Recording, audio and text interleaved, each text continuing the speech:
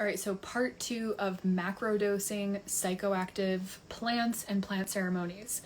So it's spreading like wildfire through a lot of new age and spiritual communities. It's being touted by Megan Fox and Demi Lovato, as well as a bunch of other garbled spiritual mess that's completely divorced from actual embodiment, that's often completely divorced from any esoteric foundation.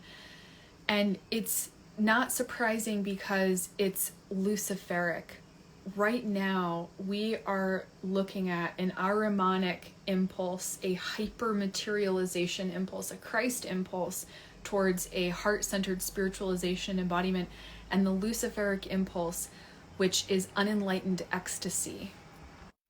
A lot of what people would call the New Age and these plant ceremonies and this constant need to go up and out of the body, it's incredibly Luciferic. And if we continue to follow that stream, we're actually going to get farther away from the impulse of our time, which is the heart-centered spiritualization of the form. You know, Ahriman wants to calcify us into the material world. Lucifer wants us to completely reject the human embodiment. And our egos can just consume more and more and more, thinking that we're much more integrated than we actually are. And that's literally unenlightened ecstasy.